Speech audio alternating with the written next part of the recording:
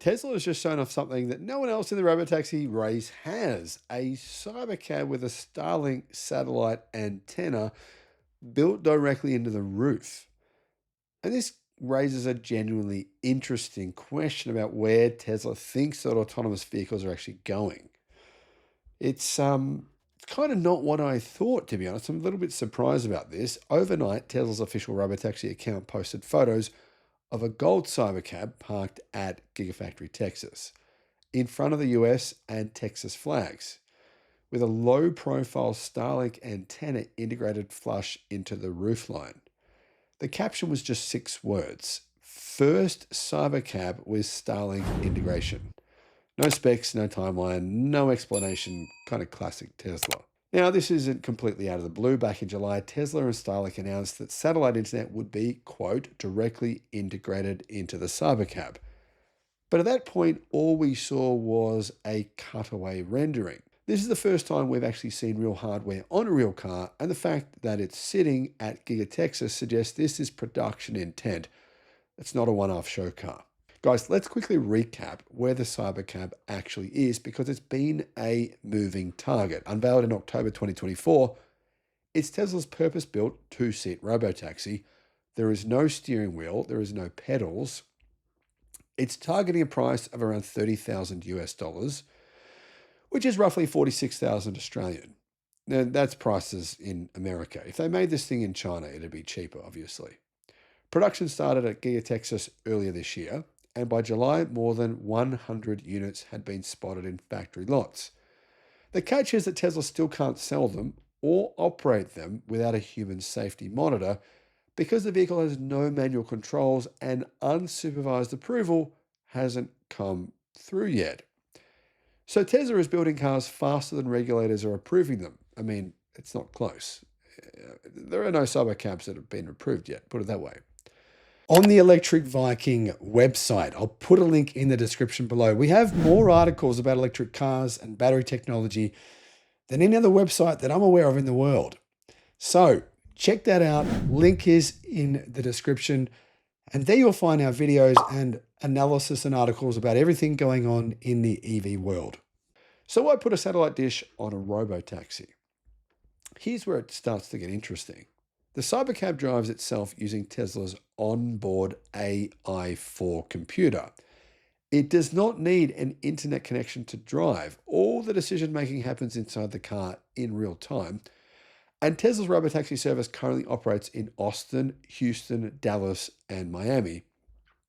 These are dense urban markets where mobile coverage is already excellent. So in those cities, a satellite link adds nothing, kind of. Tesla's official framing is that Starlink is an added connectivity option, letting the company track and stay connected to robotaxis in remote areas. And if you think about where this could go, that framing starts to make sense. Today, robotaxis live in cities. But if Tesla ever wants these vehicles doing intercity runs, and it would make sense, this is the future, say Austin to Dallas, or operating in regional towns, or covering the kind of distances we deal with here in Australia, mobile black spots become a real operational problem. You can't run a driverless fleet that you can't communicate with. A satellite link means the fleet operator always has eyes on the car everywhere, full stop. And guys, by the way, right now I'm using SpaceX, their internet, Starlink here at home to upload all my videos. In fact, I have no choice. It's the only real internet I can get where I am. That's good enough anyway. Now, to be balanced, there's a skeptical view of this, and it's worth hearing. Critics point out that the antenna adds cost, weight, and an ongoing subscription bill to a car Tesla is trying to build for 30,000 US dollars. And that in the markets where robotaxis actually operate today, it's redundant hardware. Some also note that with Musk openly floating closer ties between Tesla and SpaceX this year, a Starlink terminal in every Cybercab conveniently creates a recurring revenue for SpaceX. That's the very cynical read. The optimistic read is that Tesla is building the hardware now for a rural and intercity autonomous future that's still years away. And I actually think that Starlink's a great idea. I mean, there is many times where I'm in the car and I don't have any phone service. I don't have any internet reception. I mean, I can think of hundreds of times this has happened to me. This would solve that. Either way, here's what I find genuinely significant. Nobody else is doing this. Waymo doesn't have satellite connectivity. No Chinese robotaxi operator has it. If autonomous vehicles are eventually going to work beyond city limits on highways in the outback, in rural America, someone has to solve the connectivity problem. And Tesla appears to be the only company on Earth that owns both the robotaxi and the satellite network itself. That vertical integration is either a massive structural advantage or an expensive solution looking for a problem. We won't know which for a few years, but I mean, I think it's a massive advantage. What do you guys think?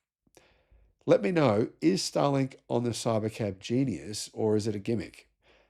Let me know in the comment section and I'll see you on the next one. Bye-bye. Need expert advice on what car to buy, what solar system to get, what home battery to get, or potentially for your business? You can get, guys, a one-on-one consultation directly with me, 60 minutes of tailored guidance.